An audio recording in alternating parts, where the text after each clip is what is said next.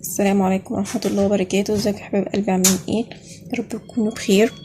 النهارده بقى ان شاء الله بصوا الطبق الجميل دوت، طبق القلقاس بالخضرة ده. طبق جميل، ريحته وطعمه تحفة. انا اوريكي طريقة انا بعمله ازاي.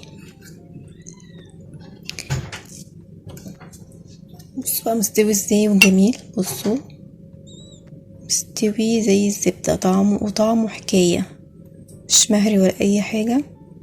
القلقاس اللي بالخضرة ده بيبقى جميل جدا، انا بحبه اكتر من اللي هو بالطماطم.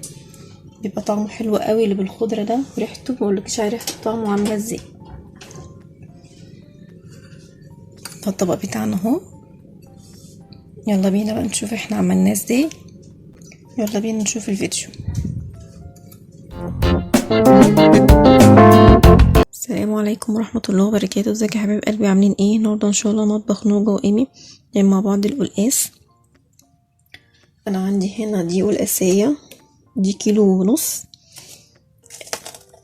الافضل ان انت لما تجيبي القلقاس تجيبي قلقاسيه واحده بس، الوزن اللي انت عايزاه. نص بقى كيلو يعني، حاولي تبقى ايه هي واحدة، ما تجيبيش 2 أو 3 عشان التسوية تبقى واحد والطعم يبقى واحد. وتجيبيها اللون اللي هو البينك دوت، اللون اللي بيبقى بينك كده، دي تبقى صبحة. وانا عندي هنا الخضرة بتاعتها، ده كزبرة، جايبة ربطتين كزبرة وربطتين سلق. انا بصوا بعمل السلق ازاي، انا هاخد بس الورق مش اكتر. بصوا انا مش عايزة العيدان من فوق كده.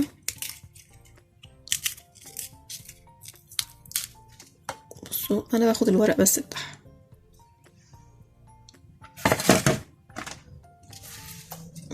انا هاخد الورق، بصوا اقطعه معاكم تاني، بصوا كده، واضمهم على بعض واروح نازله.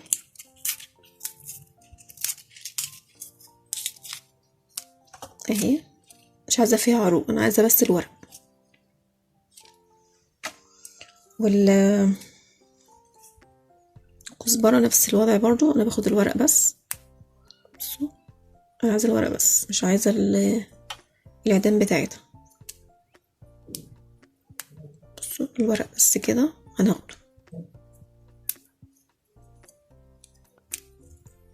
اهو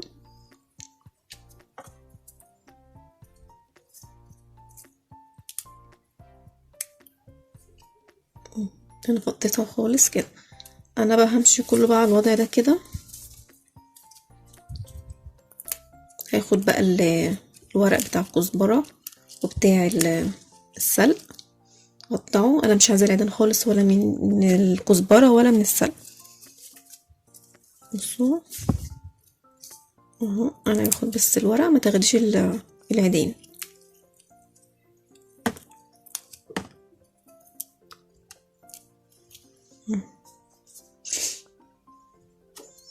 بس اعمل ميك واحده سلق تاني. بصوا انا هاخد كده،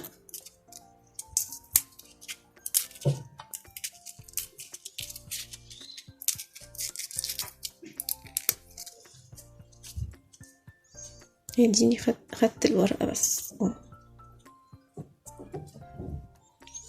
انا هقطع الكميه كلها وهوريها لكم.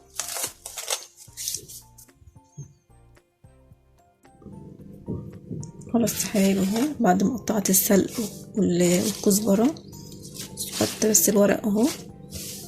اهو خدت الورق بس بتاع الكزبره.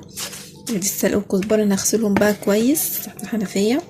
نجيب بقى نعمل مع بعض بقى، نقطع القلقاس.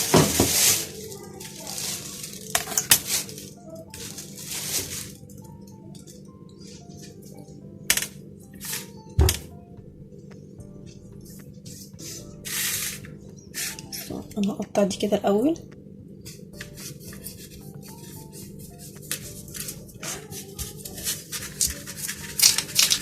القلقاس بيبقى جامد شويه اهو.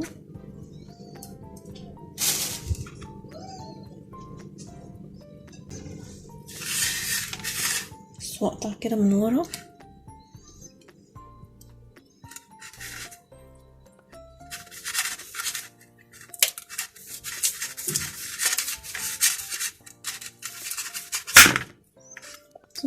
اللي ورا دي ما ملهاش لازمه اللي ورا. بس لونها عامل ازاي من جوه، لونها جميل اوي، لونها بينك حلو قوي. عشان كنت جايباها الصبحه.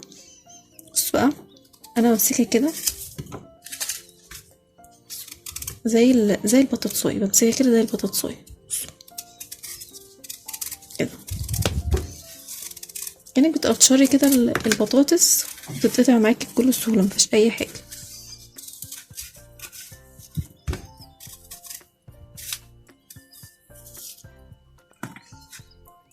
قشري كده ولفي، عشان انا جايباها كبيره، دي كيلو ونص. انت بقى حسب الكميه اللي انت بتجيبيها بقى كيلو، جبتيها اقل من كده، اقل من كيلو ولا حاجه، هي مثلا ربطه سلق واحده بس كزبره، واحده وواحده. خلاص يا حبايبي اهو، بعد ما قشرت القلقاسه بتاعتي اهي، قشرتها وغسلت البلانشة.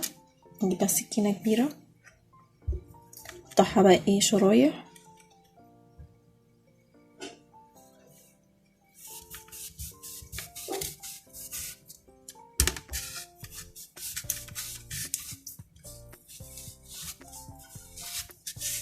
السكينة عندي بس باردة، على السكينة حامية.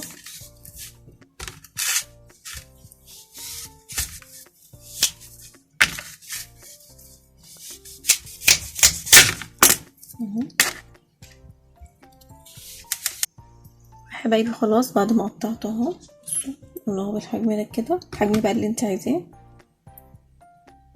قطعته كله، قطعه بقى تقطيع بقى ايه مكعبات.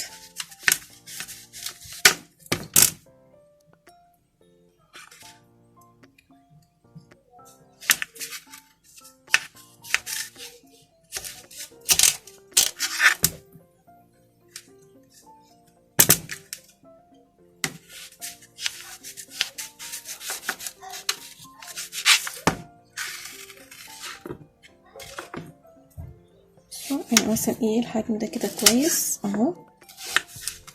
اهي حجمها حلو عشان ما تتهريش معانا.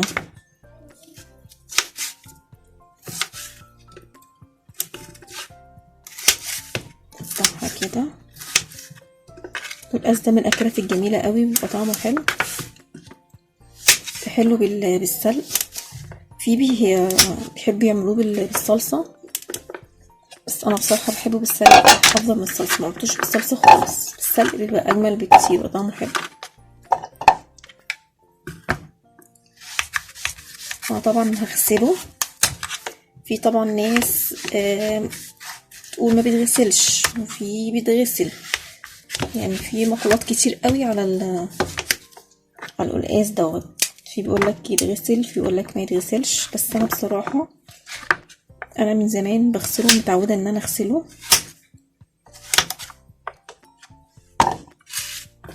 يعني دي طريقتي على طول، بغسله على طول. ما جربتش بصراحه حكايه ان انا ما غسلتوش دي. بغسله كويس جدا لغايه اما اطلع كل بقى الماده اللزجه دي اللي فيه. بتغسل بقى مره واتنين، هو بتغسل كتير بس بصراحه انا بفضل ان انا اغسله.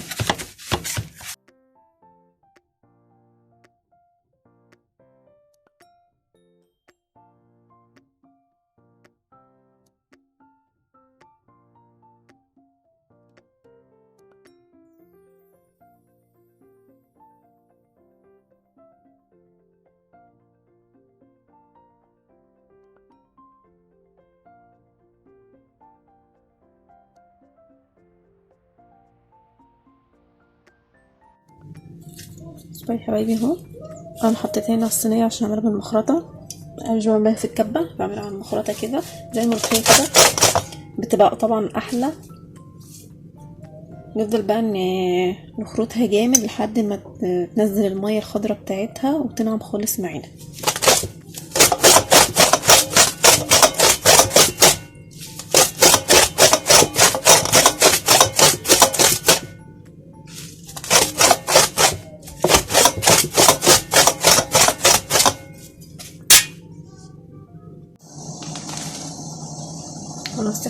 انا غسلت القاس، حطوها في الشوربه، عندي شوربه لحمه. بصوا غسلته حلو قوي اهو. حطه بقى على الشوربه.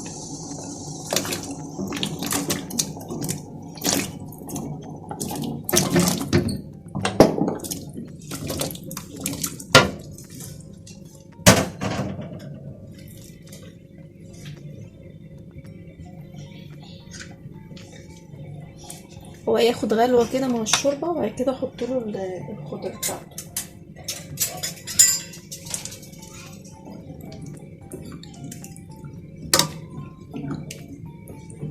انا هسيبه بقى ياخد غلوه مع الشوربه الاول.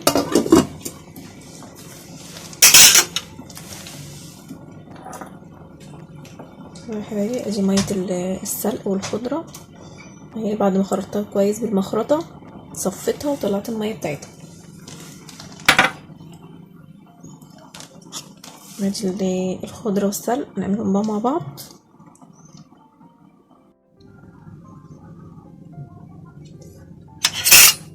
خلاص يا حبايبي اهو، بعد ما غلي غلوه انا احط بقى الميه الخضره والسلق.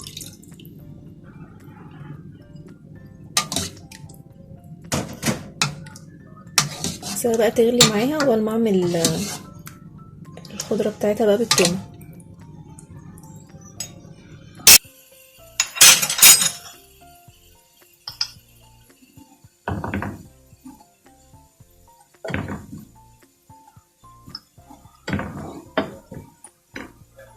بس كده اهي وصلت اللون اللي انا عايزاه، عشان ما تغمقش اكتر من كده مع الخضره والحاجه ما تتحرقش معايا.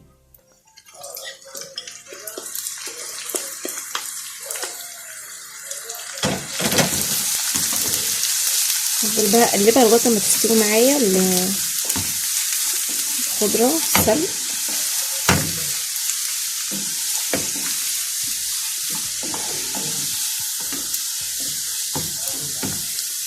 تحتاج زيت تاني، بتحتاج اصلا بتاخد زيت كتير او سمنه كتير.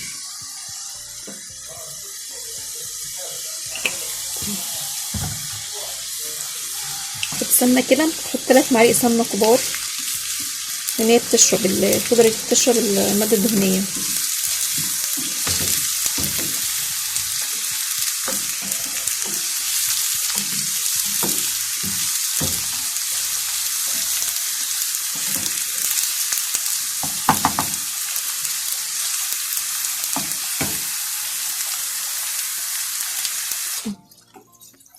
بصوا خلاص يا حبايبي الخضره معايا والسلق استوى اهو.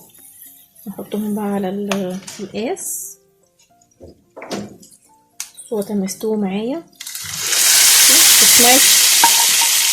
اسمعي الطشه دي خلاص، يبقى كده تعرفي ان الخضره استوت معانا. والله ريحه جميله.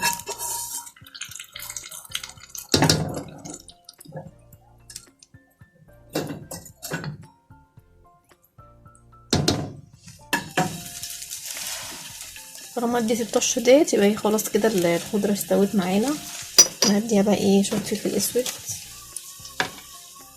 الشوربه معايا الشوربه معايا متملحه. نص معلقه كده فلفل اسود، مش هحط حاجه تاني.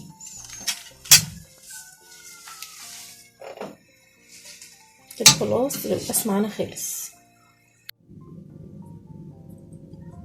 خلاص يا حبايبي وانا غرفت القلقاس معايا اهو بالشكل ده كده، ريحته جميله. انا والشفا هو بس غلي غلوه بس، وهتحط ميه السلق عليه، ولغايه ما بتاع ده وهو بيستوي بقى انا كنت بعمل الخضره وبتاع في التومه بشوحها، هتحطها عليه. لما تديكي صوت الطشه دي كده تعرفي ان هي الخضره استوت. ودي ده طبق النهايه وبعد ما خلص.